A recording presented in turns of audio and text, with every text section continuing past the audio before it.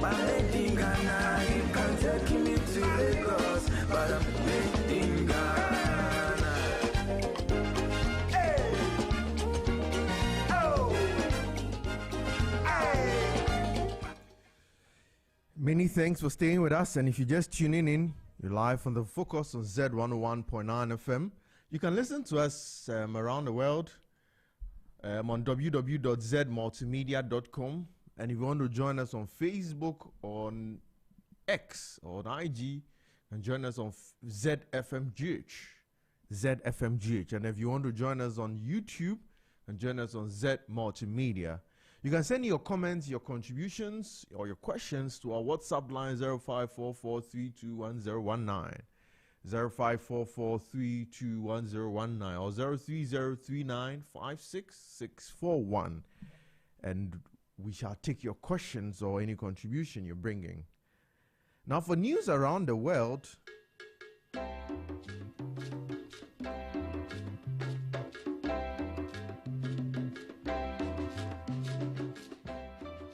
the U.S. Secretary of State Marco Rubio has spoken of a defining moment in a new era as he travels to Europe for a major speech to the Munich Security Conference. Rubio will lead a U.S. delegation at the first major global event since President Donald Trump threatened Danish sovereignty with a pledge to annex Greenland. French President Emmanuel Macron has insisted Europe must prepare for independence from the U.S., while NATO Secretary General Mark Rutte has stressed that transatlantic bonds are as close and important as ever. The war in Ukraine, tensions with China, and a potential nuclear deal between Iran and US are also on the agenda as the security conference gets underway. The world is changing very fast right in front of us, Rubio told reporters when asked if his message to Europeans would be more conciliatory than a year ago. We live in a new era of geopolitics, and it's going to require all of us to sort of re-examine what that looks like and what our role is going to be.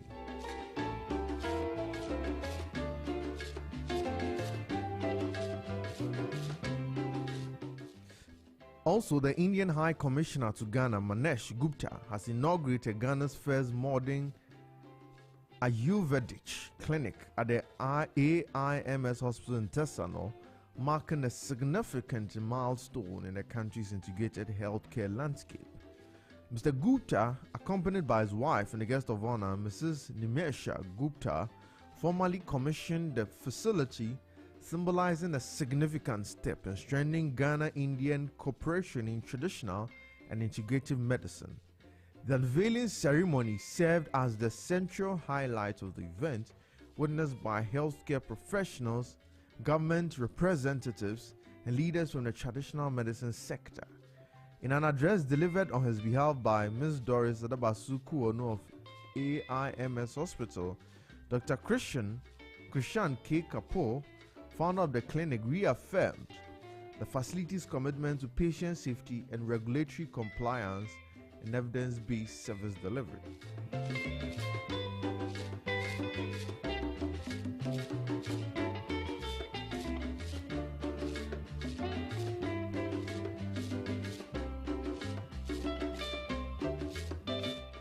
In the United Kingdom also, the United Kingdom's ban on Palestine action has backfired, its co-founder said, after the High Court ruled that proscribing the group as a terror organization was unlawful. Critics from the United Nations Human Rights Chief to the Irish author Sally Rooney decried the UK's ban last June as an illiberal overreach, since it put Palestine action on par with ISIL, ISIS, Al-Qaeda, and dangerous far-right organizations. On Friday, the High Court judge dealt a massive blow to the government of Labour leader Keir Starmer, saying the decision to prescribe Palestine action was disproportionate. Today is a victory for Palestine, Palestine Action co-founder Houda Amorai told Al Jazeera. The ban has backfired on the government massively. They've made Palestine Action a household name. They have spread a message in the power that ordinary people have to shut down weapons factories across the country and across the world. So for not that, I thank them.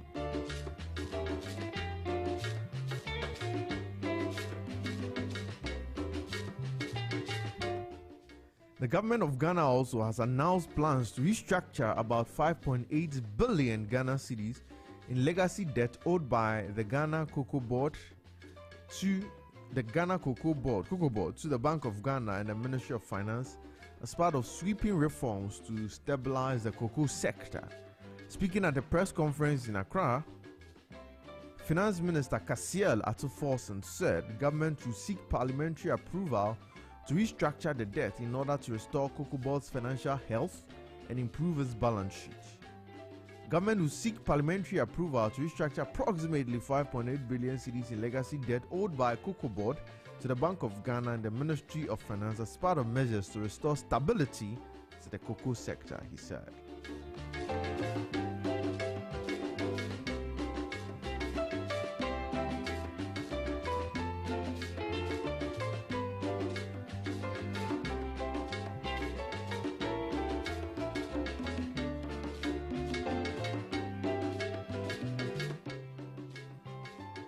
And also in the transport sector, the Deputy Minister of Transport, Dorcas Afo Tofe,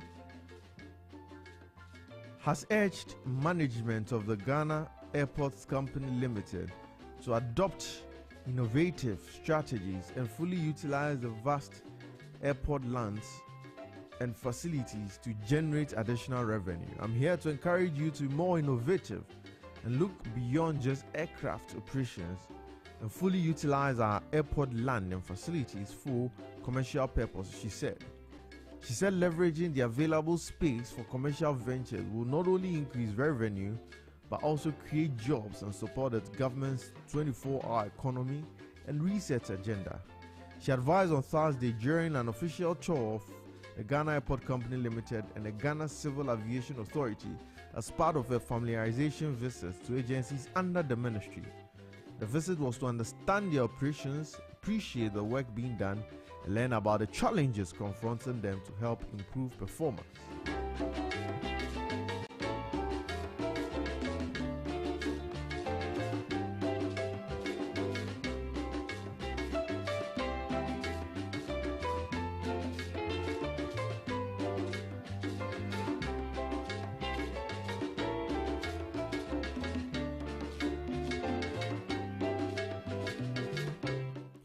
Many thanks for staying with us for news around the world. We'll take a very short break. When we come back, my guest is seated in studio, will help us do justice to our Fugu and Kente industry and what we can do and how we can drive the exports to regional trade group. Do not stay away. Do not go away. Stay tuned. Z 101.9 FM.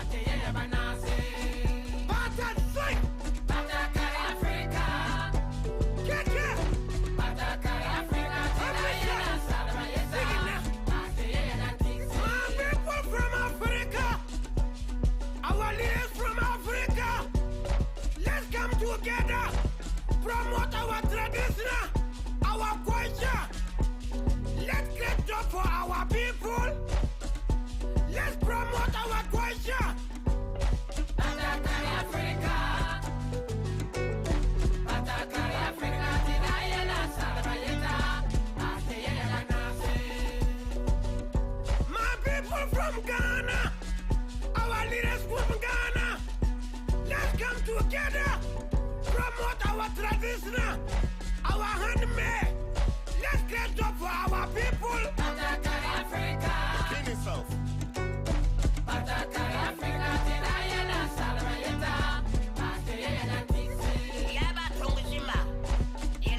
All right.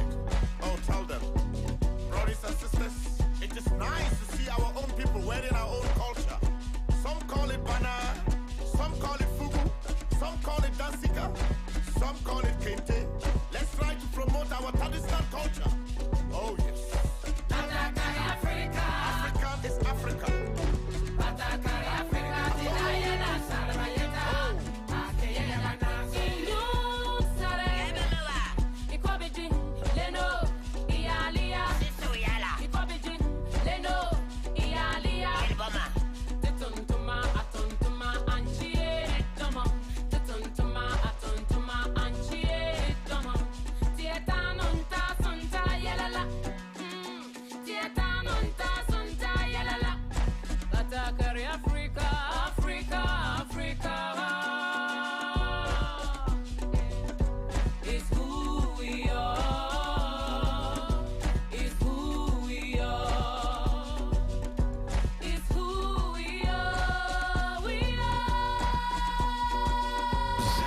101.9 FM.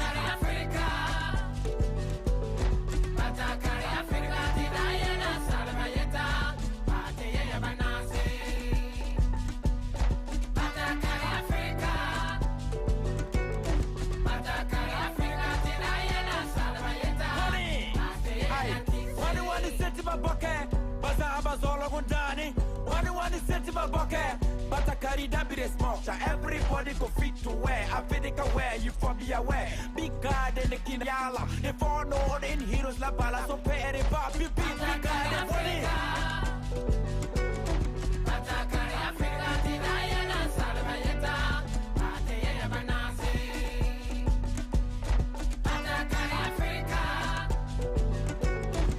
You're still live from the Focus on Z101.9 FM. Earlier, I mentioned that today we're going to have a conversation about our culture and how our culture is going to drive trade and exports in this country and in Africa. More specifically, today we're going to be looking at our fugu industry and our kente industry. And I have in studio with me today Mr. Nawaru Mohammed Husseini, who is the CEO for Hausa Tours Limited. Mr. Husseini, welcome today. Thank you very much. Thank you. And I'll be joined later in studio by Kweku Dakwankra, who is also a historian, who is going to give us a good perspective of the history behind our kente and our fugu industry. But with Mr. Husseini being heavily in tours, in charge of tours, traveling across the country, let me ask you, what is generally the Ghanaian, or how do Ghanaians respond to our local clothing or local artifacts generally, I mean, from your experience? From my experience, Ghanaians do appreciate our local artifacts, and especially the kente and the fugu. But as we say, Oliver Twist will always ask for more. I believe we could do more. If you travel to other African countries, you realize they also put on their local fabric. Unlike Ghana, I got to a point you realize we were shifting away from being the Afrocentric and taking up the suit and other foreign. But over the last, I would say, about a decade, things are changing. We are beginning, especially, I would say, the Gen Z generations coming up are taking up the Afrocentric kind of way of dressing. Every dress that many of them wear, you realize there's a little bit of African stuff in it. So you realize at least we are going back to pick up what we left. And if we do that, definitely it's going to help our economy. Really going to help our economy, because tailors are going to benefit. The textile manufacturing companies are going. So it's something that will really help. And Ghanaians are picking up bit by bit. But the pace is what I think should be faster than what we have. But let's compare it with tourists who come to the country. Typically, I think someone on Oxford Street or so, you see that on Saturdays and when good, they see white people. They're trying to get some artifacts before they leave the country. Generally, because you traveled a lot of tourists too, how do you see them reacting to our local clothing or local artifacts? Some of them have experienced some of our local stuff back home, but they may not know it's from Ghana, especially people from the diaspora who use the search when they are graduating. Many of them don't know it's from Ghana. So when they get to Ghana and they get to hear the story behind it, it makes them more feel connected.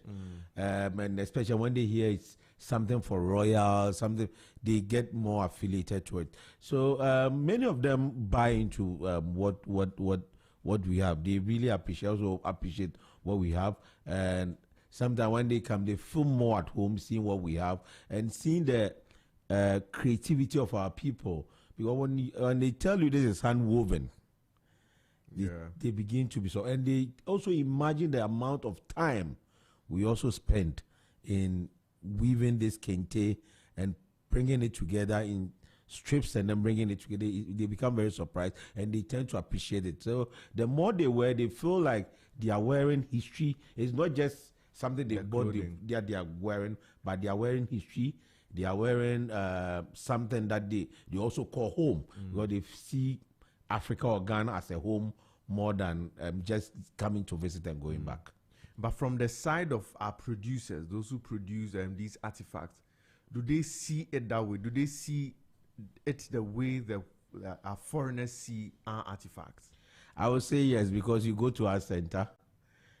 Maybe the guy designing, I would say, an artwork would have a meaning to it. But sometimes when the tourists come and they ask them, what's this? What does this? They are able to explain them a story behind it that makes the tourists get affiliated to. Sometimes you leave them, you feel the price is high, you leave them, before you realize they pass behind you and come and buy it secretly. It shows how connected they become, and it shows also how our local craftsmen believe in what they see in the tourists in terms of telling them the story behind the works they've done. So our local craftsmen also understand in one way or the other the psyche of the tourists that are coming into the country, what they need in terms of our local artifacts. So it means that we have a strong, and in fact, those who are joining us on Facebook, you see pictures of our fugu. In case you do not know how fugu looks like, you can see it on our Facebook link. The Black Star Boys, who are beautifully adorned in our national fugu attire. Yes, you can see it on the screen. But let me come back, Fusenia. So as I was saying, so it means that you agree with me that we have a robust local industry for, let's say, our fugu. Very robust, because when I tell you before the Europeans came in, we were already wearing fugu. Fugu was already here with us. So if you look at the number of years, this has been over 400, 500 years. We should have even gone far with it than where we are today. And what we are showing to them, it's not only fugu, they also have kente there. Yeah, so the two are in there. Yeah. And so if you look at these two, it has been with us for a very long time, and by now we should be somewhere that we couldn't even imagine, because it got to a point kente was used in decorating the UN General Assembly and the UNESCO General Assembly. Right.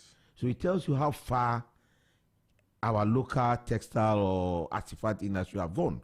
But we've paid lip service to it, and thank God, naturally things are coming out. Yes, especially with our president going to Zambia and wearing fugu, and you now find American universities, when students are graduating, they are giving out kente to the students. So it tells a lot how far, but we should go more faster than we are doing.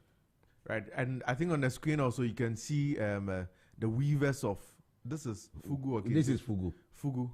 Yes. Okay, its weaving is not too different from kente then. They all follow the same trend. They all follow the same trend. They are all hand woven. Yeah. They are all woven in strips and then brought together. Interesting. Because this would have easily also passed for a kente being woven. Yeah, this would have would be the same as when you look at it and you don't know too much about it. You feel it's kente. But this particular one is this thing. Interesting. And it's amazing how did we come by this knowledge?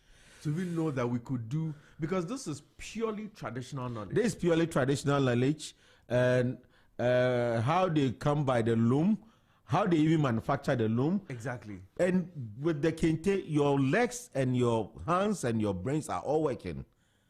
Because the movement of the hand and the legs shows how the pattern is going to be like. And as we're talking about, when tourists enter into this loom and even spend 30 seconds in that loom, it enhances their experience. Yeah, because I guess this is knowledge they don't have. Knowledge they don't have. And they see this, how many hours would you use in weaving one strip? One strip.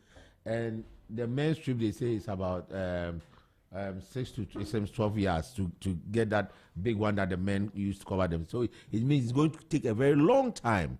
And so looking at it from weaving it this way to getting that bigger fabric, right, they become very surprised, and they get more connected to it when they see it being weaved this way. That's interesting. And looking at I mean, the amount of energy, and to think of the fact that as of today, with all the technology, we still have maintained it as we maintain that traditional bit of it. I'm not sure there's any, not much of modern technology is used there. It's still purely manual. It's manual. There's no technology. There's everything you see in there is manual. There's no machine. There's nothing in there. But do you think it's intentional? Do you foresee us moving to a technological aspect of it, or there's a need to just preserve it in this culture? Some people will feel, in order to produce more, technology must come in. And because the manual takes some time before they are able to bring things together. But for me, if you ask me, I'll tell you we should maintain the hand-woven part, the manual part of it. So, but just that many people have to be trained. And so we could have a lot of people, because this is a source of employment. Because if you go to Bunyre, about 60 to 70% of people live in Bunyre depend on kente weaving as a source of livelihood. So if we are going to bring in equipment to be able to produce more, it means just some few people are going to get some. No, but I can also look at it as we'll still have a lot of people who produce more. So that if you have, let's say, 1,000 people weaving by hand, they produce, let's say, 1,000 per day, because one person produces one. Maybe now with technology, one person can produce 20. That'll be 20,000. Now we can export a bit more. That's true. But I was looking at in terms of going to limit the employment. And then the uniqueness of the handmade, because something that's handmade, I don't think technology can make it the same way. Can make it the same way, yeah. Sometimes you talk about the finishing, but with handmade, every kente that I've seen come out is always perfect and looks unique. Because I think it's in China also. They also make some kente, but that is like of a fabric kind. It's not the that's printed. That's the printed one. Printed one. Yes. I've been joined in studio by Kweku Darko-Ankrah, who is a historian. Kweku, you're welcome. Thank you. So we're just having a conversation about our kente and our fugu industry. And in fact, since you're here, I can just ask you, this whole kente fugu, where did they come from? Yeah, so when we talk of cultural appropriations, normally we identify people by what they wear, or what they say, their language, the food they eat, and the way they act, and so on. And one of the most important things we use as a cultural markers in our society, particularly in the African society, is the cloth we wear. So you wear a specific cloth, and this person can easily say, you are wearing abada straight, you come from this community. You are wearing togas, you are from the south. You are wearing kente, either you are from Asante or you are from Agotime in Volta region. So you wear... On the Volta region, you make kente too? At Agotime.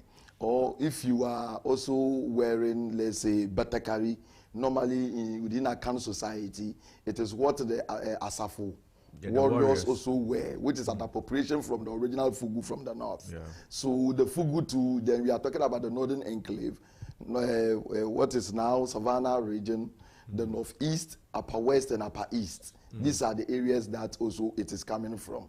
So that is how, in terms of cultural markers, every community try to produce what is culturally conducive as an appropriate attire to wear in the past. When we were in primary school, we were told that kente, the story of kente came from some hunters or some farmers who went to, they saw a spider weaving its web, and they thought that they could make a cloth like that. Is it true? Yeah, so normally where there's a long history, some things are created to sort of serve as an entry point to understand where the technological ideas emanated from. So one of them is that I've forgotten the other name, the name that the Ashantis actually sort of choreographed for understanding of people, that this is what we saw. And it is true, if you look at the pattern of the spider's cobweb, that is what you see. Not the spider, it's the cobweb that it means. So they were watching, according to the legend, the first person who saw it, or the creator who saw it, actually was looking at the way the spider meticulously was weaving the cobweb. And I'm guessing they're weaving on the web. wings.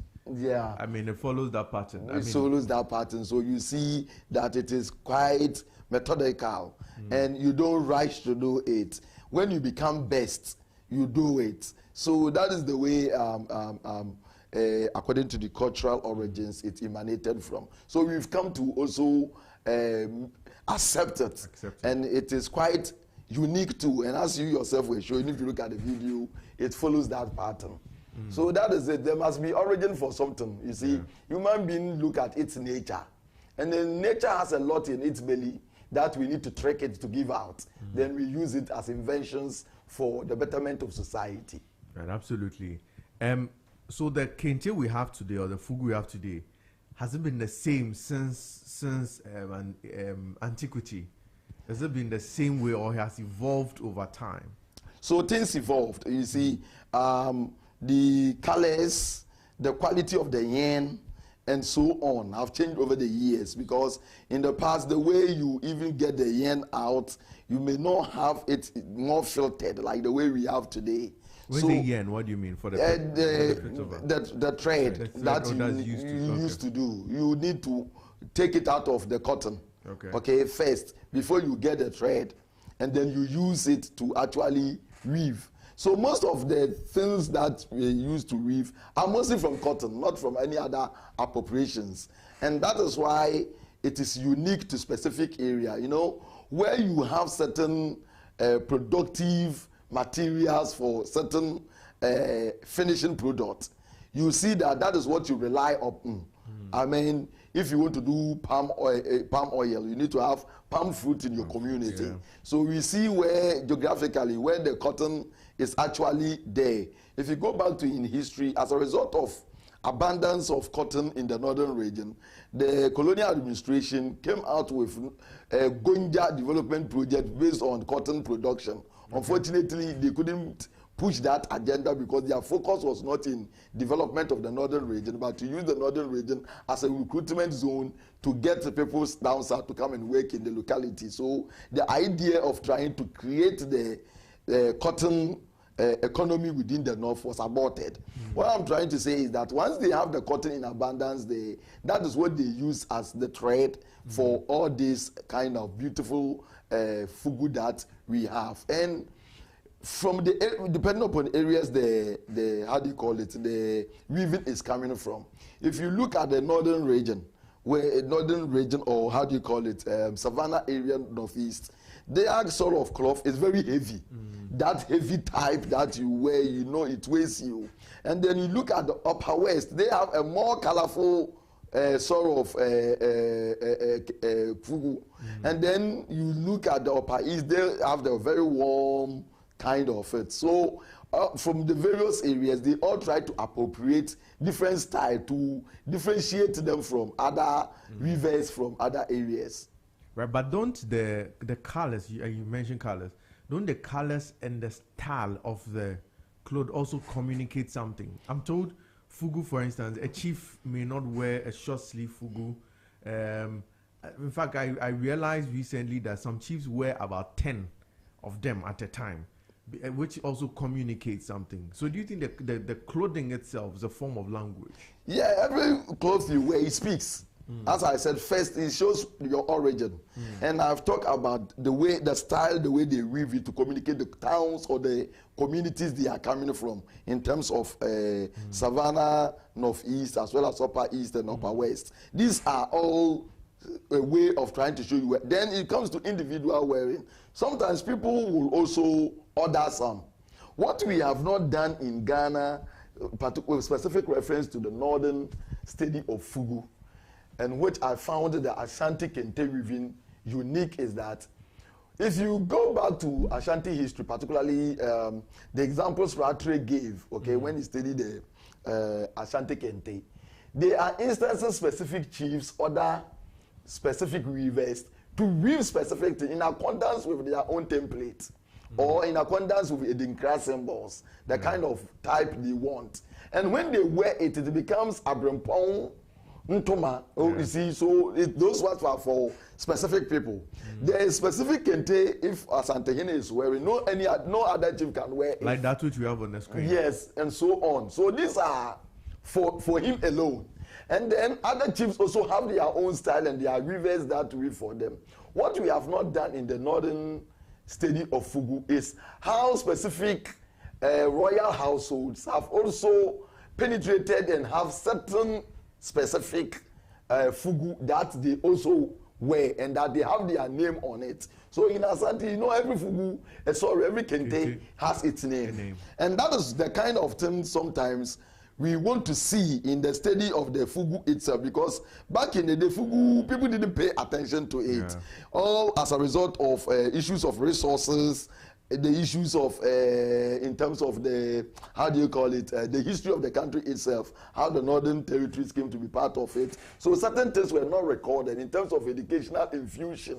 Certain things too were not recorded. So probably they might also have similar stuff happening there, but it was not recorded into written history and probably have died with cultural appropriators of the community who have died with them. I get that point. Right. And so that is why we don't see that more nuanced example of Fugu, which in the past have certain names. But today they are trying to give names to some of them. So in essence, you're calling for some distinguishing features being given to Fugu. Yes. Just as you have of the Kente of the different names, so that we can know that this particular Fugu is for this purpose or belongs to, maybe it's only for the chiefs. Yeah. Not, I mean, the Atsindanas or the overlords. Yes, like you rightly said, where if some Fugu, you know, as a chief, you need not to show your body parts to community. So it has to be distinct. And also, there's a history to the Fugu itself as a protective clothes, as a clothes used for war and other stuff. You see, a Fugu, a person will wear to a farm, is different from the one you wear to, let's say, outdooring, community funeral, or let's say to go to engage in war. Because they should make it adaptive to whatever occasion that you're supposed to wear that unique dress for. Interesting. But again, we're told that, I mean, the Kente Asante wears, nobody can wear that same Kente. Is it true? Yeah, because it is Abempontomano. It is made in such a way that it's an overlord. So it is not only the Kente, many things that he have, including the sandals. Okay. Oh, is it? The Ahenema. Well, his Ahenema is different. It's different. Okay. You can go to Otiko Koswo and even wear more expensive watch than him. Because you are going before an overlord of your community. You cannot be rich than the one who heads that paramountcy, kingdom, or whatever you want to name it. Okay. That's so, I know before you meet him, there are people who meet you at the entrance. They will inspect you. Of course. To show that what you are wearing is appropriate. Of course. So because of there's a concept of impuata, you see, in Akan society and within the Ashanti society. If a person wear a very better cloth or more expensive thing than the Asante, you go to town and then say, or say, oh, that kind of impucha would demean. Yes, demean. You see, they do it even within their funeral time. You can see them changing 3 or 4 times with different clothes to tell the other family group that they are better off, because impucha is a competitive thing within the Akan psyche, where they used to show who is more wealthy. Yes, so it's a show off. That is impucha. You get the point. So if impucha has its limitation, you can't take your private impucha business into to encroach into the business of the chieftaincy and then try to demean. Because a chief, you see, in Akan society, a chief is respected not because he's a chief, but the stool. Yes, and the stool, the stool is a symbol between the living and the dead. So if you are going to disrespect the occupant of the stool, it means you are disrespecting the people living today and the ancestors. And this is really a serious taboo that will not be tolerated. Absolutely. But I like your call for us to start distinguishing between the Fugu. I guess even economically, it places value on it. So as you're saying, the fugu that I'll be taking to the farm may be different from the fugu that I'll use for my wedding or the fugu that I'll use to meet the president. And as from an economic point of view, clearly the price will be different. So that when you're wearing this particular, we know, this fugu is an expensive fugu. It even elevates you. I mean, now that we are looking at fugu from a pure economic point of view, I think that's a good call. That people have not paid attention to that, but I have already know that in terms of the styling and the colors, they have already started giving it names. Okay. I remember there's some Akufo-Addo something one like the one I'm wearing, which represent like MPP colors. You have some, so they have already given some names to some of the fugu already. Now, what we want to see is a specific cultural appropriation or some of the specific cultural proverbs from various community as a way of impacting wisdom into the next generation, like the Ashantis have with the Kente. Okay, so give it names, let people know, and so on. And I want to add one thing about I heard something you spoke about the technology. You know, there is something that the excuse me, cloth as an industry, fabric as industry. Okay, it started in India. The Indians were the first to come with the commercial production of cloth. And it was mostly hand weaving, and they tried to find ways of, expanding it. It is that the British went to steal the technology and enhanced it. Okay. Under the industrial revolution in Europe. Interesting. And then give it more falsified way of doing it. But then, if you take the indigenous hand weaving cloth manufacturing economy of India, as opposed to what was produced in Europe, you realize that in terms of thickness and quality, the one that was in India still maintained that quality as opposed to commercial production. Because when you do commercial production, then you are dealing with issue of lightening whatever you are doing. And for me, everything you do, it must not deviate from its originality. And so if we intend to actually even go into commercial production, what will make your cloth unique from other appropriators who will come in to appropriate what you have? Then we can stop that, particularly in this modern world where we have the intellectual property law. Okay, and in global sense, so you go to World Trade Organization and so on. These are things that have been discussed in view of globalization, so that local ideas that are produced that go global, what we call the globalization, will not sort of, cheat the countries of what we call the global south, okay, who economically not the same as the global north champions. So we need to, get our act right. These things that we have not sort of put it into intellectual property. Let it be that Ghana government will spearhead. That is what, when the Chinese were producing the Kente, that was the anger I got, because they have no right to appropriate the indigenous knowledge, ideas of Ghanaians and go and try to print it anywhere. It is something Ghana government could have stopped, because even under the repo is there, and they do all this, even folklores are today being put into intellectual property, because you have to respect where the folklore, the community, the folklore, so that indigenous people's culture will not be appropriated by people from the global north for their own profit. But if now that you bring intellectual property, this thing of geographical indications, which gives a landmark to the places where we produce these indigenous items. For instance, if you want to buy wine across the world, there are specific regions where if the wine comes from here, it is quality. Absolutely. Places in France. If you want to buy chocolate, there are specific places that here if I go, I get excellent chocolate. Yes. If you want to buy shoe, we know where across the world we go to buy shoe. That if you go to, let's say, if you go and buy a shoe in India, people may not respect you as much as if you buy a shoe from Italy. If you buy wine from, let's say, Cape Town, people understand the value of that wine. Or if you buy from the Bordeaux region in France, people understand it. In the same way, too, we should be able to appropriate our bone ray areas, our northern areas where we produce the fugu and bone and kente. So that now, if anybody buys kente, the first question we ask is that where is your kente from? If it's not from Bonre, we know that it doesn't have the GI mark of Bonre, and that diminishes the value of the other kentes as compared to the kente that we will have from our Bonre. And again, as you rightfully mentioned, our government must pay attention to the intellectual property laws around these things, so that if we get the geographical indication mark, this fugu, we ask, where is it from?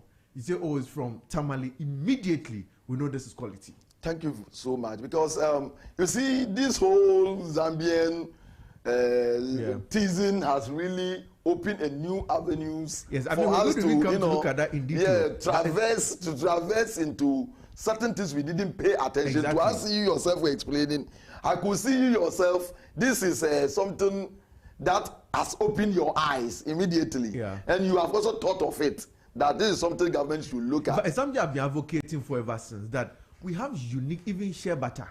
We have unique regions where we produce these things that across the world we may not have it.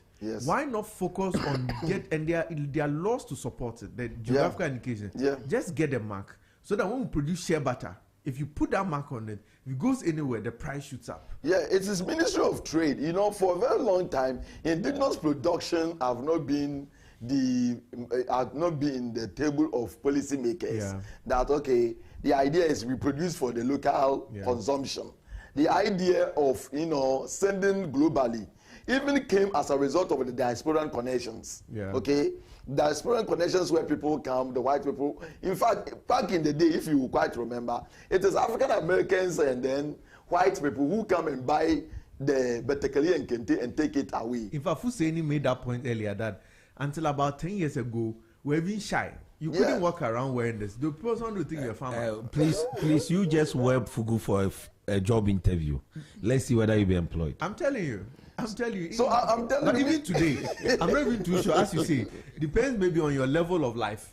If you wear fugu, they'll ask you that I'm not sure. They'll tell you I'm not serious. Let me tell you a story. So in my graduation for somewhere, everybody was quite decided, and I'm a fancy. 100%.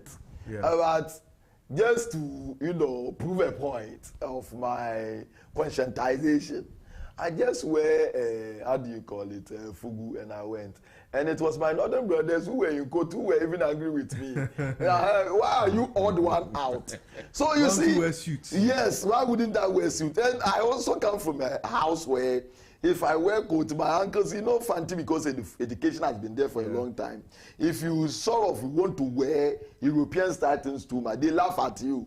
That look at you, you want to show that you have also gone to, but people have gone to school more than you, even in that community. So then you have to, show how to be, try to show your culture as a Ghanaian. But we need to also conscientize our people in policy, people particularly in the corporate world, who are always looking at the European appropriateness of dressing, like. What about if a lawyer is even going to the law court and is wearing his fugu with his wig? The wig itself is a colonial caricature, which should be do away with. When the fugu, they have the hat too. So and you brought the hat. The hat itself, how you wear it, has its own meaning. I'm told. When you wear it straight, it like self-sufficient. Oh, is it? You don't go to achieve and wear your fugu straight. Standing up. If you wear it backwards, it means like submissiveness. Oh, is it? So if you wear it has its own meaning. Every time I wear it, I automatically put it to my right. I don't know what so that one also has its own meaning. I hope it's a good one, because I just automatically put it there. Those things are very important because people go to certain spaces and nobody welcome them. You see, cultural meanings and the way we dress are very critical.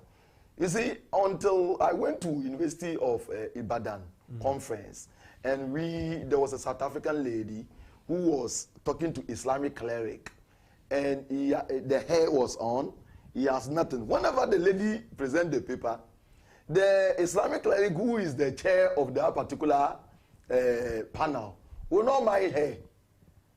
And then she was not asking her to ask any question and so on. So later we asked and he said, in Islamic idea, the lady is naked because she's not covered. I getting the point. Right.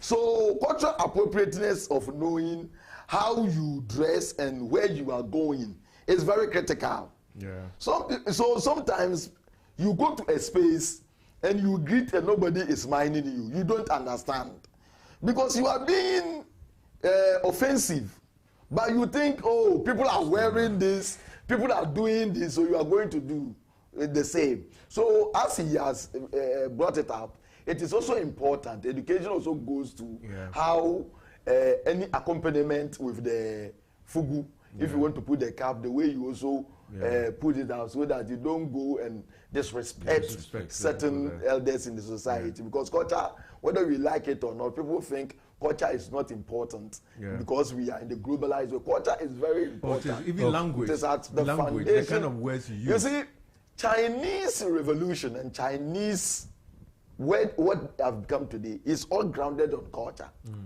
Oh yeah, even I think it's all grounded on culture. We'll play a clip from the Zambian president who actually advocates for us to maintain our culture, because if you go to many of these, in fact, if you travel to Europe, you still see their indigenous culture there. Some of them on their buildings. You see in Sunday play, you see some small pots with something standing there. They have just added some flowers, people stand there and take pictures. Irish are still wearing their skates. Absolutely. And playing their pipe. Absolutely. So what is it?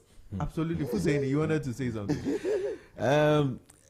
What that you are saying, I'm for it 100%. I wish that our people would appreciate our own. Now, how many times would you see a lady put on a fabric and then she ties it somehow to cover herself? Now you don't even see them do those stuff. They all would like to wear those biker, they call it biker shorts. It doesn't speak well. Sometimes tourists come in and they look outside how the women are dressed and how we are dressed. They ask us, why are we not in our local fab? Sometimes when we are in Accra, I'll tell you Accra is more of a metropolitan area where a lot of cultures have come. But when you go into the outside of Accra, you find people wearing their traditional dresses, which sells the country a lot. So my wish is Ghanaians should take up what we have. It sells us, it speaks to people visiting our country. Right. I mean, and the point we have made on the question you pose is still ringing in my mind, that if you go for a job interview, when Fugu will you be employed? Because are you hiring me for my competency, or are you hiring me for what I'm wearing? And I am not wearing something inappropriate. We have examples of people like Joe Appiah in the 70s who would always be in his kente cloth, but he was a lawyer, always in his kente cloth. Or even in 1964, when Muhammad Ali came to Ghana, he gladly wore his kente cloth like any other person. Which, I mean, our viewers can see on the screen. You see Muhammad Ali properly adorn his kente. He could have worn anything else. He could have worn suits, he could have worn, but he chose to wear. And look at how nice it is for him. And we think that a time has come where now we have to start paying close attention to artifact. And that will bring us to, I mean, the conversation which has been happening on social media about a week ago, about when our president, His Excellency John Dramani Mahama, paid a courtesy call on the Zambian president, where the Zambian community decided, in their estimation, they thought they were going to mock him. And I think he was wearing a very rich smock. I think that one, if we go by recommendation, we can label that one as for president. He wore, I mean, I think we have it on the screen. You know, some of this hand-woven stuff, like kente, they have single woven, they have double woven, they have triple woven. Is it? Yes. Those are the patterns. So the triple woven is much heavier. The single woven is not heavy. So I think Fugu might have the same kind of texture, like the single, the double, or the triple woven. I'm sure the president, the one that he's wearing, double, it's heavy. It's heavy. It's heavy. It's very heavy. Very, very heavy. And Zambian says he was wearing blouse. But you see that it points to a thing we haven't appreciated, and maybe I'll come to you, Kweku, on our history. Because probably there's a lack of information across board for whoever it is to see this and think it's a blouse. Because without doubt, if you see an Irishman wearing a skirt, everybody here will know it means something. You won't think that the guy has gone mad and he's wearing a skirt. Yeah. Why? Because of information. It's available for no, these are their traditional clothes. So why will somebody see this the president in smoke and think it's a blouse? For I think it is the ignorance of the current youth in the Zambia, because Ghana-Zambia connection is not a current thing. Way back in the 1960s, All African People's Conference, Kenneth Kaunda was here. Okay. Yeah. He also passed some time during Nkrumah's time coming here. During Rawlings' time, he revisited. Okay. And there was a whole lot of. He was here for about almost a week. You see, and we see Rawlings wearing the fugu around that time. We're coming in, and these pictures were taken back to the Zambia.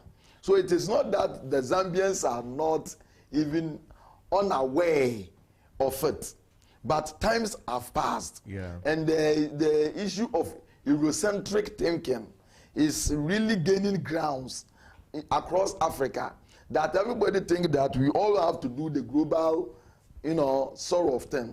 Now, if you look at the Zambians' own dress, it is a cultural appropriation of the Irish skirt. That is what they try to indigenize in their own way, and they wear. So even for them, wasn't it their clothing even before they realized? No. It is an Irish cultural appropriation. They look it. The style have its root from what the Ireland. Europeans, Irish soldiers. Majority of the British, in terms of the British colonization, majority of the officers they were bringing to Africa to do the donkey jobs were Irish. Okay. In fact, globally, Irish were used for slavery, indentured slavery, before their inability to sustain the vagaries of weathers across certain parts of the world made the black man as a next target. You get the point? So the Irish were also more. In fact, they form about 70% of the personnel that the British deployed across the various colonies they had. So they often during the Empire Day, the Empire Day when they created the colony, what we used to have before we have our 6th March in Ghana. In the past, Empire Day was something they do for all the British colonies. Right. You get the point? And they also exhibited some of their European cultures during that period. And the Africans also show their European cultures. Like if I brought some colonial newspaper, you will see the governor will wear in European dresses, and the soldiers will also show something, and they perform what they call jamborees in the community. So these were things that appropriation also came about. So normally that is how it happens. So for them to even laugh over what the Ghanaian president was wearing, when I will say disconnectedly, their own president is wearing suit. In an African climate. Absolutely. Was in itself incongruous. You don't even want to understand where their critique actually came from. Maybe I think that it was more to poke fun, but if it was to poke fun, it has really been beneficial to Ghana in the end, and in fact, it has led to cultural reawakening. Absolutely. Look, people should be very thankful because northern territories need to the northern regions need to have something that will drive the economy there. Apart from farming, which is the mainstay of the economy there, which many young men today are not finding it to be more helpful to them economically. And some majority are running from there to south to look for non-existent job. If this, then we do it very well, and it become really a mainstay, and people begin to. I don't know much, but I would think today the prices have already started shooting up. The prices have gone up. You see, shooting up. Even the orders. If I will play a clip from the Minister of Foreign Affairs, who would give us a sense of I mean, how much of orders have come in. But I mean, whilst they prepare to play, I can just read quickly. I mean, as you mentioned, the comments that came in, maybe clearly from a very uninformed view, we started this whole challenge. The person said, wow, the entire 6 meters of Chitenje just on the top in Zambia normally for the husband, but for our visitor, speaking of the president, it seems is the entirety of it for him alone. Somebody said, that blouse is their traditional attire. I admin. What's that? That's what the president was. Somebody said, another person said, was it meant to be for the madam or what? Pantu is giving ladies vibes. I mean, this was what started the whole. Yes, I mean, as you have it on your screen also, this was started the whole conversation.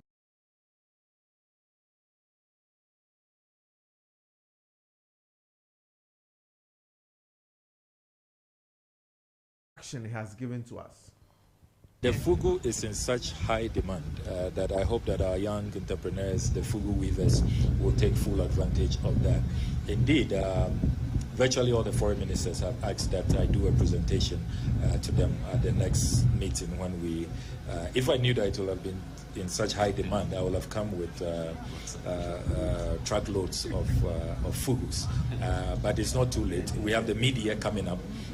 ECOWAS foreign ministers have also told me that at the next ECOWAS meeting, I should give them. They want them in their national colors. So that is the special assignment they've given me. So I'm going to do fugu for all the African foreign ministers in their national colors, for all the foreign ministers, and then their presidents as well.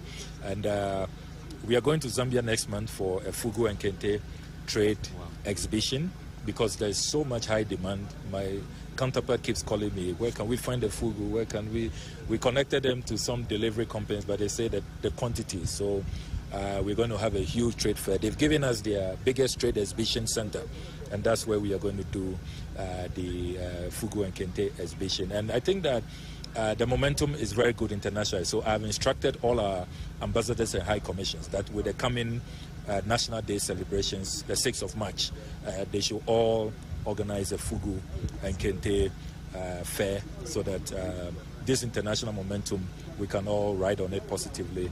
It's good for economic diplomacy. We should promote made in Ghana, and let's expose our fabrics and our beautiful, cultures to other people. So it's a very good time, very good, and all of this is marketing Ghana and showing the beauty of Ghana. So I really love how this has turned out. We thank those who started this thinking they were trolling our president and trying to tease Ghana, but it's turned out very well for us, and I wish we could locate them and probably give them some payments for what they have done. They deserve some compensation. So let's all bless them. Let's ask the good Lord to bless them for what they've done for Ghana. We are very grateful. It's a very good marketing. If we were to pay probably the marketing firms, branding firms, I don't think that the state of our economy will have afforded the bills they will bring to us. So it's been very good. It's been very, very good. Absolutely. I mean, we can tell from the foreign affairs, and this, even if we calculate Africa just with 5 countries, he's producing even 10 for each country. That's 550 fugus. Yeah. I mean, and he's going to do more than 10 because even an entourage alone, they're in excess of 100. Now, this is a huge boost. And Fuseni, let me come to you. You were mentioning earlier that now our fugu industries, they are typically in small spaces. We haven't seen a factory. Do you think there should be a wake-up call for us now to start developing huge factories? Because now this is going to go beyond Africa. It's going to go to the entire world. It's true. Like Kente, when you go to Bonyure, they have the Ghana Investment Promotion Council has set up a Kente Weaving Center. Oh, is it? Yes. So a huge space a with huge Kente space. weavers. And quite recently, as well, about 3 years ago, they built the Kente Museum, which also has a shopping area close to it. So at least with the Kente, you could have it also at Adamumasi. But with Fugu, you wouldn't have it in those spaces that the GIPC provided for Kente. So I think with this opportunity, it's about time we develop spaces like that for the weavers, and as well where we could go and buy them. because with this, people go and pick them up from north, transport them, and then they sell them down south. But down south, when you go to our center, you find a lot of kente than even fugu. Because the Honorable Minister mentioned that even the orders, there were some that they couldn't even get people to produce it. And it takes much longer time to produce. Most of my groups that come in from the US, one key thing I give them is the fugu. The fugu. Especially the group leaders, if you come with your husband and wife, by the time you enter your room, you have fugu for the husband and on your bed. Oh, is it? As a surprise. So most of the time, I realized one pastor came in, we gave it to him, and when immediately he arrived in the US, the next church service he handled, he was wearing the fugu. So like my wife took the video and sent it. Look at the Pastor Odari is wearing fugu in the US. And I'm like, wow. So it shows you that people really like them, and we should invest in them by providing those spaces where people can produce. Like if they say they want 100 now, I'm not sure with the 100 fugus that they want within 2 weeks they can get. No. 2 weeks will even be difficult for them to. It means that we have to start building capacity. And even now, you know that government has declared Wednesday as to wearing fugu, which means that now every citizen must have a fugu. Not just one. Exactly, not just one. Because if you wear one, you know, in our system, if you wear one every day, they'll say this guy. They will bookmark. So if then every Ghanaian is to, let's say, even if one for everybody, it means they are looking at 30 million fugu being produced. And now if we must look at, if it's going to be year long, 54 or 50 Wednesdays, at least you may need about 10. Now that's 30 million times about 10. If you are stylish as some people want it, they want it in different forms. Some people too on Sunday, they want to add Sundays to it, which means that we have to boost production. And when you want to travel outside Ghana, so you want it in your luggage as well to promote Ghana. Exactly, because I mean it's easier even wearing the fugu than kente. Because if you have to, let's say, do a presentation somewhere abroad, the fugu is like a dress, an attire that you can easily wear. Yeah. So what that point you raised brings me to idea of even breaking certain cultural norms and how people also see the wearing of fugu even within Ghana itself.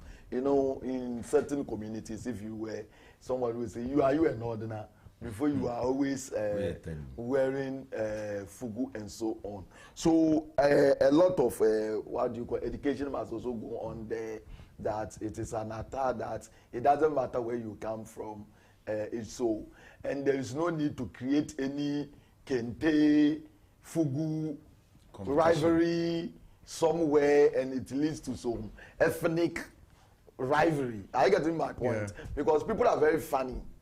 They will even sort of interject some political, ethnic notions into it, as which one is doing well, and so on and so forth. So these are things that we will have to look out to and try to nip it in the bud before it even becomes a tool for certain people to sort of utilize to create their own political divisions and to gain certain advantages from it. But should it matter? Because, I mean, when... No, what I'm trying to say is that identity markers are not for differentiations.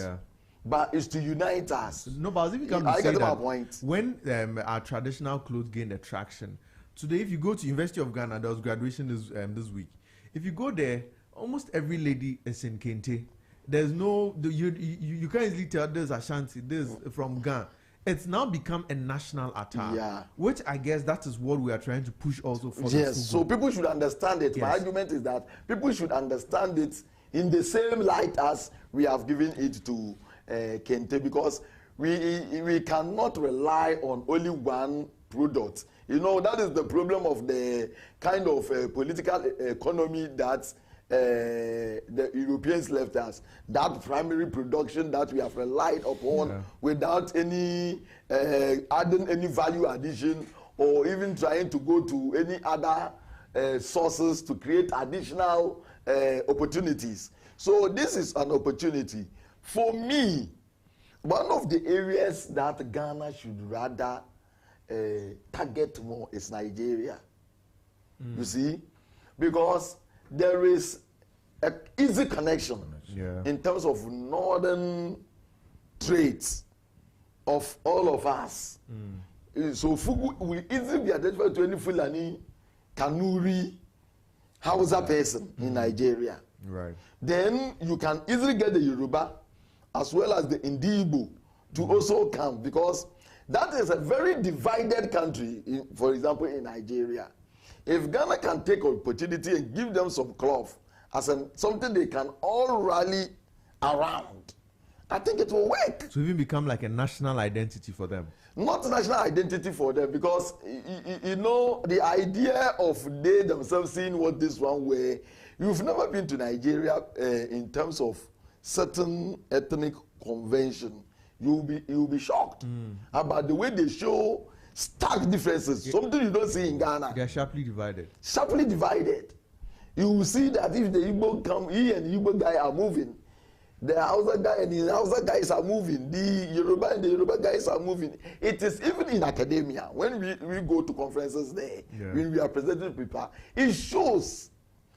In Ghana, you won't know if this guy is from the north, is from the south, and all these things is as a result of certain cultural ideas that we had as a result of Pan-Africanist ideas and Nkrumah brought in terms of go to school here, you can be from the north and you can go to school in central region, from central region you can go to water region. That has worked. But for them, now that they are sharply divided, a neutral cloth coming from outside. Yeah, that's what I'm saying. So let's say we are given a smoke. Now it becomes a national identity. Whether north or south. It's not your cloth. It's not the northern cloth, not the southern cloth. It's a cloth everybody can wear. So we problematize their problem and get the solution for them. Exactly. I think even with Ghana, when we gain independence, Kwame Nkrumah made Kente a national cloth. And when he was even declaring the independence, they were all in Fugu. They were not showing them from this part of the country or that. We all came, and he's not even from the north. He's not even from the north. It made easier sense, right? But we have also joined an online Emmanuel Boateng, who is an economic analyst. Emmanuel, you're welcome. Thank you, Adaka. Right, and good morning to you also. Good morning. Right, so we've been having the conversation about our fugu industry and Ghana declaring Wednesday as a national fugu day, or a day we should all wear fugu. From an economic point of view, what does it mean to you? Thank you, and good morning to your guests in the studio and to our cherished listeners this morning. In fact, I would even start by saying that fugu today, what we call smoke, it's not just fashion. And I agree to the proposal that has come in. It is an economy that is woven in cotton. You can think of it as a means to create jobs, attract tourists, and even earn Ghana some foreign exchange. What started decades ago as a cultural symbol, I think for the most part, it's now an economic opportunity that as a country we can tap to. And the way it works is this. You see, when we promote Fugu this way, the very first thing that must happen is that the demand goes up, and therefore there needs to be supply to meet the demand. Otherwise, there will be shortage in the market. And so we give opportunity to boost local artisans and weavers. See, smoke weaving is concentrated in towns like Daboya in the Savannah region, among other towns up north, with centuries of tradition. The fugu you see is woven into some cultural identity and all of that. And as a country comes together to embrace it, it identifies us as a people. And that renewed demand means more jobs for local weavers. Right, but in terms of the supply bit you look at, whose burden should it be? Should we allow the normal market forces have an interplay so that private producers must step up? Or you think that because it's now become a national agenda, government should set the tone by now, whether creating industries which will solely have the task of producing fugu for export? Thank you. I think that for me, I am very interested in growing the local economy. So yes, government can set up an industry, but that industry should be at the places where historically or traditionally we know fugu is produced from, so that those who have been doing this for years, we can as it were, enable them, enhance their abilities. Because this is craft. Fugu, as it is not something that you can just put a machine together and start with. No. It is some level of craft. And so even if you want to build a factory for this, it will be concentrated at where the people who do this traditionally are.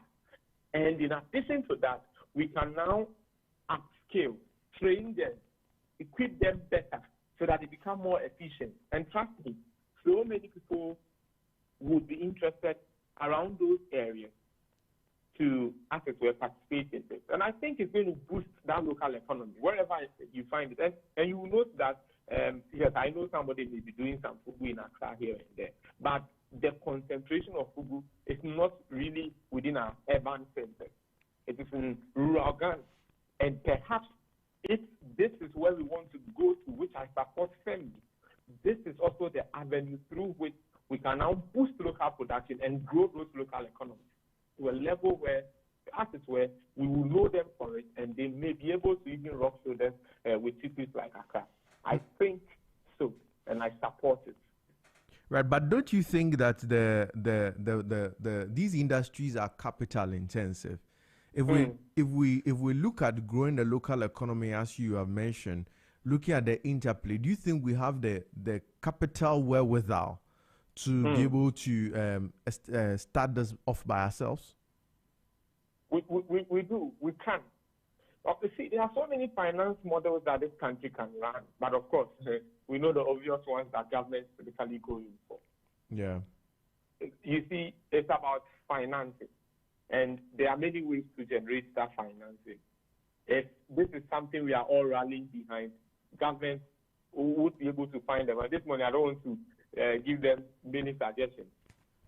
Imagine, you go to the Ghana Stock Exchange today, that is an avenue through which you can raise money. How many local, as it were, companies do you even find there?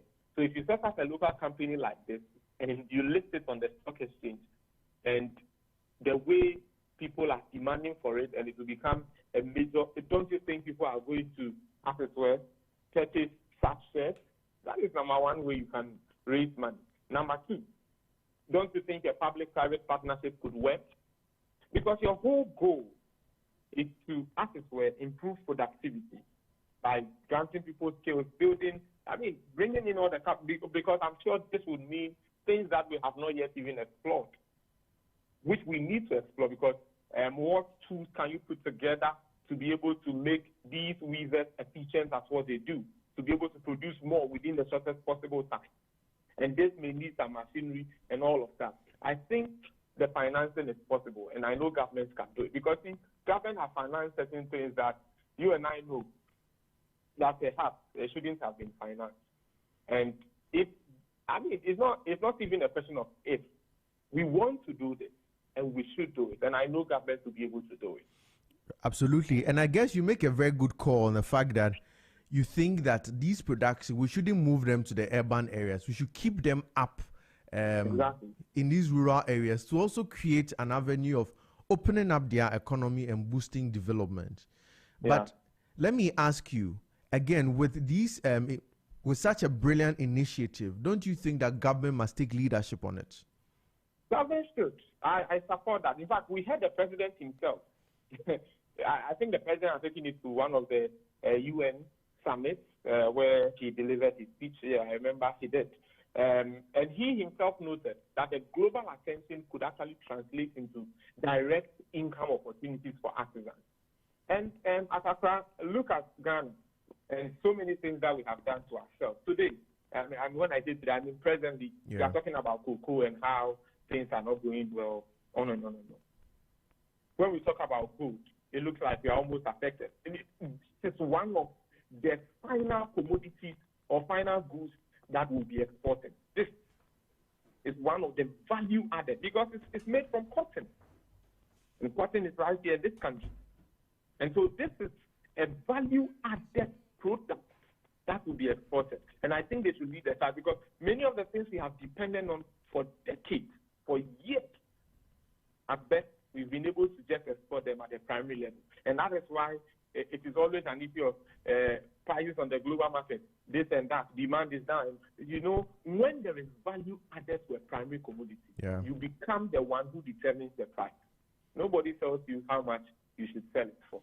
And I think that is why, I think this is one of the ways in which we can start seeing the essence of exporting, for instance, a value-added product rather than primary commodities. And I think government should lead that. This shouldn't cost us so much. No. And think about it. Can we get to a level, a point, where you were speaking, I heard you were speaking about the number of graduates from University of Ghana this week, graduating continuous next week. See, 15,000, over 15,000 undergraduate students are coming. This is just University of Ghana alone. Yeah. So many of them, maybe that may be too much, but some of them may not be able to even find jobs after their NSS. Yeah. And sometimes these are some of the, if we expanded even the gold value chain, if we expanded even the cocoa value chain alone, that value chain is job creation. If we go in for this is an avenue for somebody to get a job to do. And I think we can go big on this and it will sell. And perhaps the focus must not even just be the smoke. There may be many other local things that if truly we want to be known for it and truly it defines us, things and put it out there. And I think Ghana would indeed remain the beacon of hope for the African continent, as we have always said. Absolutely. In fact, we did our local economics in studio. We're trying to do some calculation on revenue which we can generate. With the Wednesday being declared as a Fugu Day. Let's say that even about 20 million, or even let's say 10 million Ghanaians decide that we each will purchase a single Fugu in anticipation or to commemorate the Wednesday being declared as a Fugu Day. That's at least 10, even one Fugu is sold for 10 cedis. 10 million times 10 is what? Is it 100 million? 100 million. That's 100 million. Wow. Yeah. And I think we know each, I think a single Fugu is more than 10, but let's even say 10 cedis. Fugu is more than 500 cedis. So, but even let's do very bad math, and let's pick just 10 cedis. And 10 million Ghanaians are taking for 10 cedis. That's 100 million at a go. And let's decide that, let's say each person decides to buy one every 2 months. At least we are assured of 100 million once every 2 months. I think it can even solve our IMF problem. And this is like we have discounted the amounts heavily, which does not even make economic sense. So if we peg at 100 cedis or 500 cedis, then it means that it's real income for the country. What do you think? It is. I agree with you. I agree with you. You know, it's interesting. Yesterday, I saw a video. I will not name anyone. I saw a video where I saw two people, one a foreigner, and the other a Ghanaian. And as I guess what? The foreigner was in Kente, and the Ghanaian was in suit. In suit. I was like, wow, quite interesting. Yeah. The Ghanaian who is the leader in this country was wearing a suit, and the foreigner who is an investor, I think from China also, was in Kente. Yeah. If we are able to push this, I'm even sure you are looking at even Ghanaian purchases. When we extend it beyond the boundaries of Ghana, and we have foreigners. I heard Zambian president they declaring that import of Fugu from Ghana is going to be tax-free. Yeah. You know, that would make the cost of Fugu in Zambian market very cheap. Yeah. And so we are talking about the African Continental Free Trade Area. This is an arrangement that can boost the sales of Fugu. We just need to be strategic about this. You know, Kente is already global, and I think Fugu is following it. Yeah. I think we are just at the point where we need to have a strategic plan for some of these things. These are good initiatives. These are initiatives that will last the sun of time. Our children and our children's children will come and thank us for what we have done. It's high time we moved away from merely exporting and dealing in primary commodities. These are final products. And guess what? When the foreigners see it, they are amazed at it. When they see it, they like it. I remember in my first year during my master's, we gifted one of our lecturers who was from the U.S.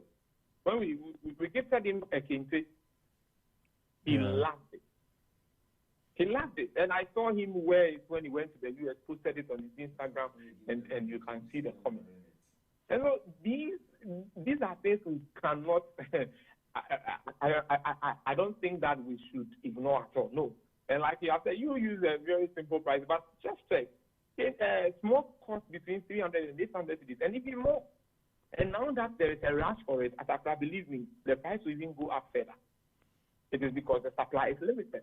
So if we want to boost production, the price would be very good, even for the Ghanaian market. And then beyond the Ghanaian market, I mean, we can see more things. If this becomes attractive to the rest of the world, trust me, we can even let the production of smoke, among other things, as part of free zones, where they are not heavily taxed and all of those things, so that they can produce on a large scale and we can make much more from it.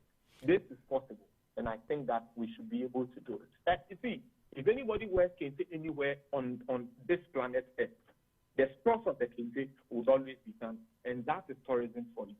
Yes, and that's what we're discussing at the geographical indication that wherever, if we're able to position our Bonre kente well, or anywhere we produce our local product, wherever anybody wears it, we know that Ghana's name can be mentioned.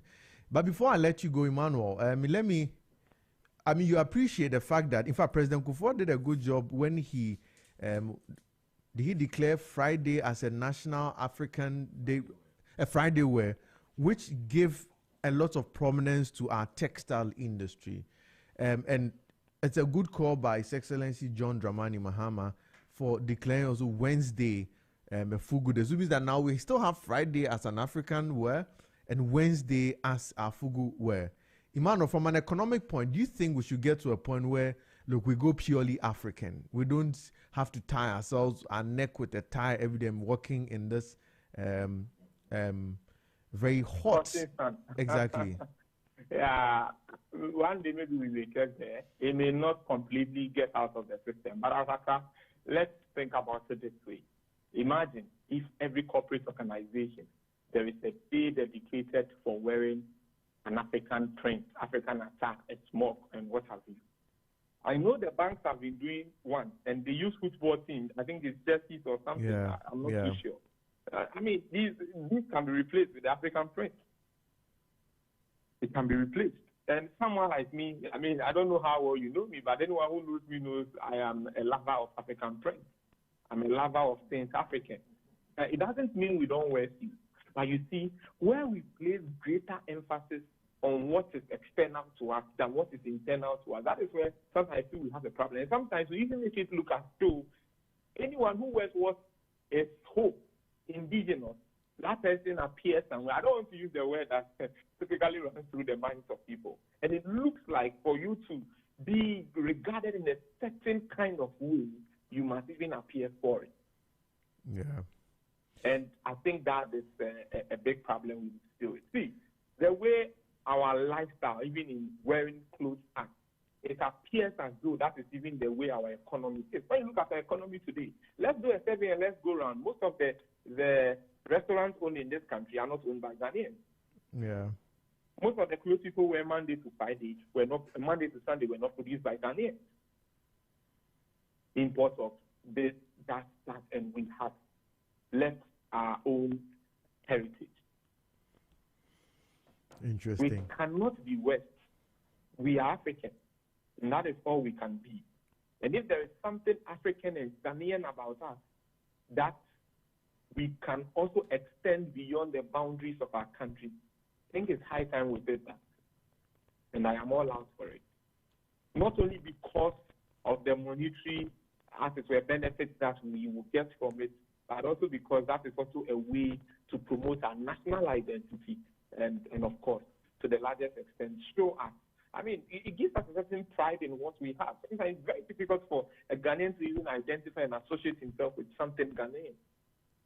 And this is one of the ways we can start with. So kudos to all our past presidents. In fact, I've seen, I think for almost all of them, they have been good. I see them especially wearing African print, wearing smoke and kente on some occasions. And so I think that all our former leaders have been good. Perhaps we should also be seeing it very, very often in Parliament as well.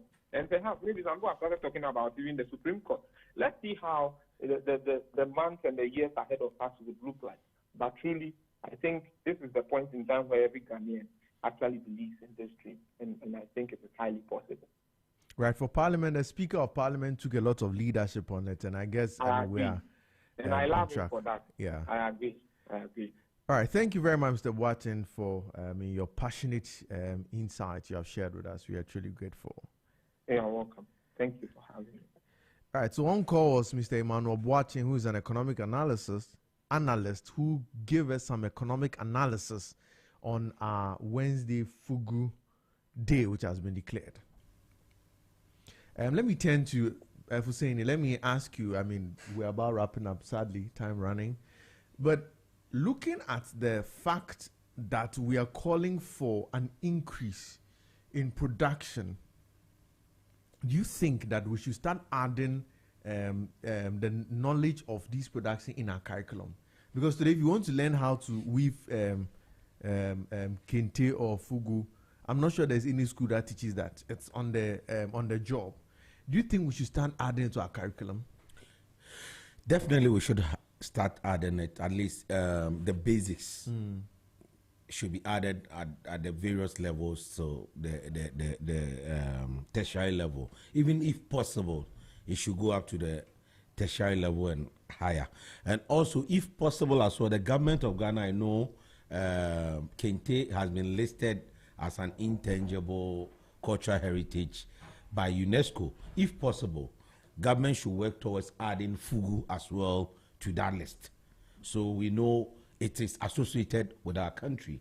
Unlike we brought in Afrobeat, now people are saying Afrobeat comes from somewhere else. Yeah. So it's time we add Fugu to the, apart from our educational sector, we should add Fugu to the list of intangible cultural heritage of humanity by UNESCO. We should be able to add Fugu as well, not only our educational sector. We will attend to you. Do you also think that it's something you should add to our curriculum? Yeah, but you see, specialized training is very critical. Okay, people might think Fugu weaving is easy, but it's really sort of talented area. Yeah. So normally you don't want to stress some students at certain level who are not creative oriented but of liberal art thinking. So that is why for me I see it that we should schedule it within the technical education. Okay. Yeah. We should put it within the what we called VET. Okay. Okay. VET schools where you get TVET now. TVET. Technical and vocational educational training. If you put it within that curriculum and then up to technical university, then you get the people who are technically or creative oriented mind to actually enter into that journey. And that is where innovations, as we are looking for, will also emerge, because probably instead of coming from the locality area, people will also come with new inventions of their own, particularly in this day of the technology. You don't know what will come out of it, because just like society, as every generation, organisms change from generation to generation. Yeah. So you will get people coming with their new sort of inventions that will meet the needs of the youth or the next society that will come. Probably what we are wearing today may not be what they want. So you will see new styles also emerging. You see, it is interesting when culture is like, we all stick to what we have today. But the very moment you open it up, you will see new innovations that people will come. Probably somebody will say, okay, this one is, you can't take it to this specific area. Let's make something more accommodating.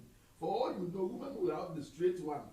They will wear without even, let's hope for the better. I think something very great is going to come out of it if we allow people who have also gone through Western education to combine it with this indigenous knowledge, and then we get the best out of it.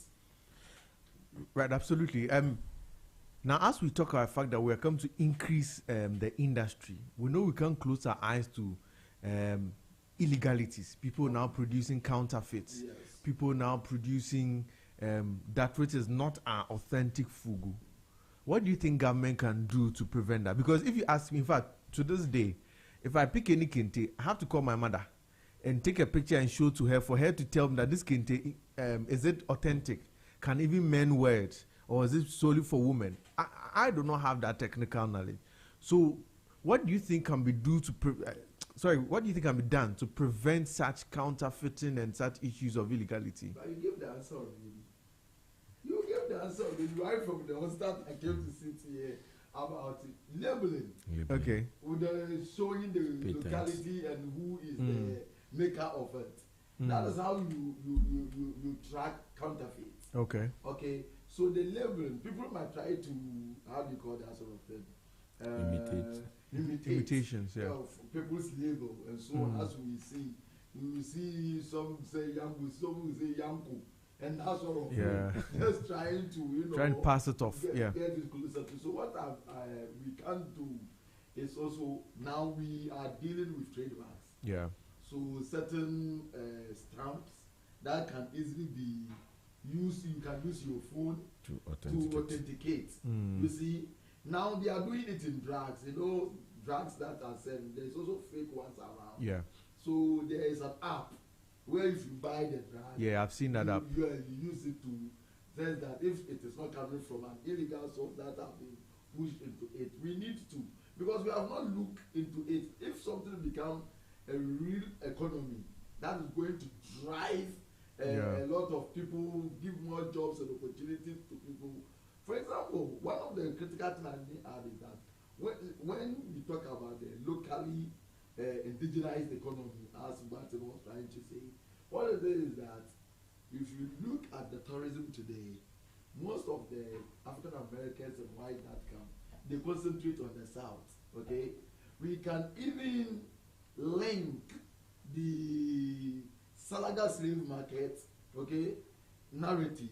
If people are going to the castles and forts to go and look at that, we can link the Salaga slave narrative around the Fugu too, so that people, when they come down south, they might also move up to go and see the slave site. And in so doing, you also look at the indigenous economy of Kente production in there. To add up to what he said, linking Salaga to Fugu, already some tour operators and tour guides do. But the challenge that we have as tour operators and tour guides is that majority of the Ghanaian tourist market come from the US. And the US don't have that much holidays like the Europeans. The maximum an American tourist will have to spend here is 12 to 14 days. But the European could do 20 or more. That gives that European the chance of going straight up north. And with the American having that shorter holiday stay, it means they wouldn't use all in Ghana. They may do 10 days here, and the remainder they use it for what they are. So sometimes it's difficult to add the north, going up north because of the distance and also because of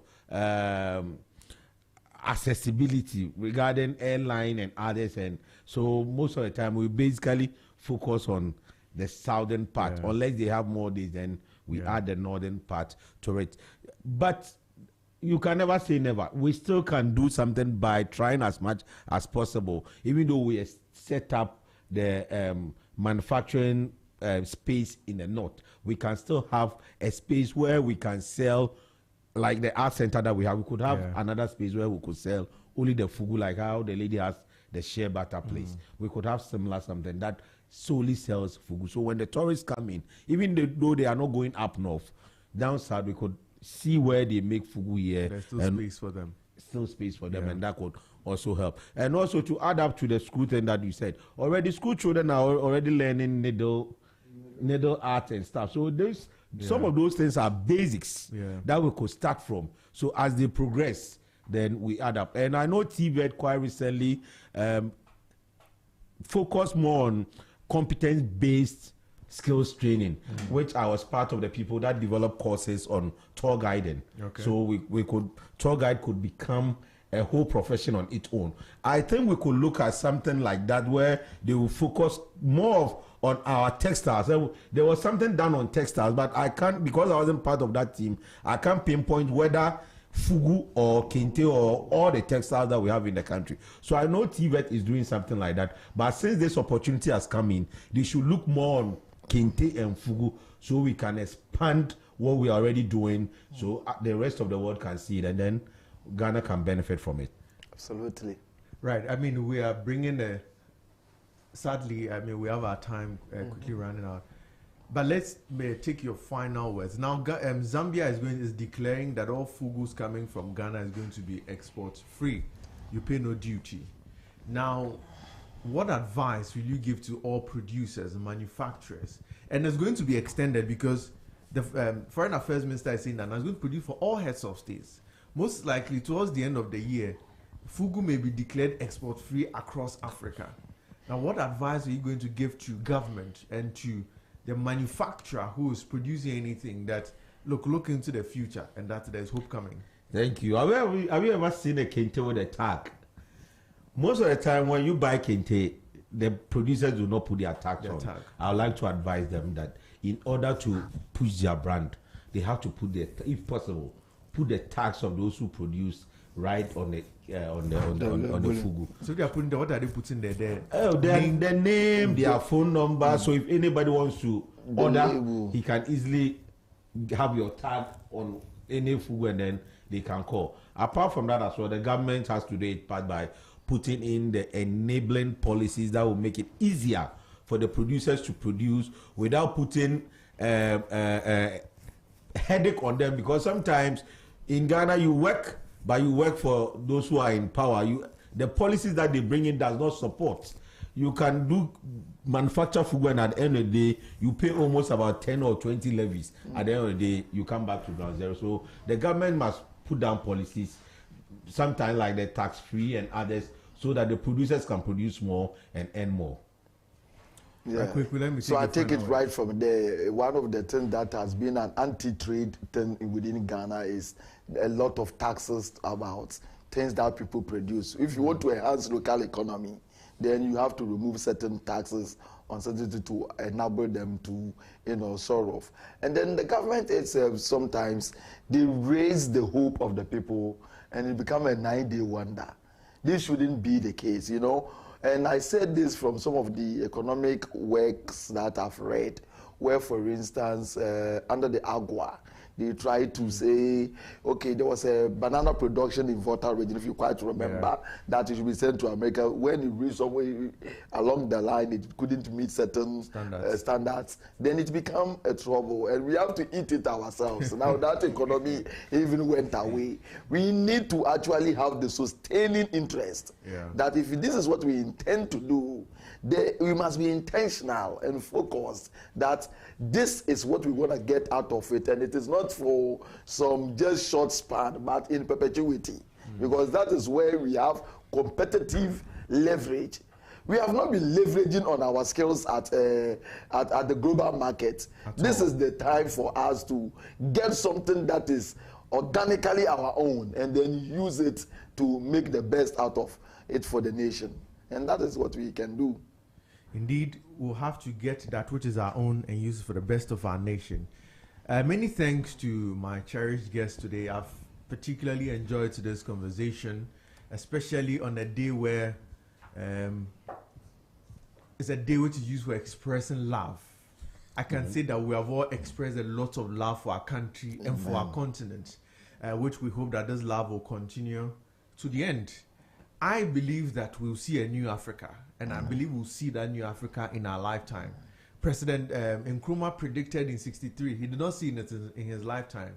There's an opportunity for us under the AFCFTA, and I think that initiatives like this, which will boost trade amongst ourselves, is what is going to help us see in the heaven we pray to go and see. We can see it in Africa before going there. All right, so thank you very much. I've been joined today by Kweku Dankwa, who is a historian, and also Nawaru Mohammed Husseini, who is the CEO for Hausa Tours Limited. And we're also joined online by Emmanuel Boatin, who is an economic analyst. Thank you, my guest again. Thank you so much for spending your morning with us. And thank you so much to my cherished listeners and viewers who spend your Saturday morning on a day of love like this for us to talk about our love for our continent and country. Do well to patronize in that which is from Africa. Do well to patronize made in Ghana goods. And as Wednesdays have been declared as a national Fugu Day, make sure you patronize, you buy one Fugu for yourself, at least one for yourself, to grow our economy, and to celebrate our identity as Africans. Have a very good weekend. Stay blessed, and God bless us all. Jordan.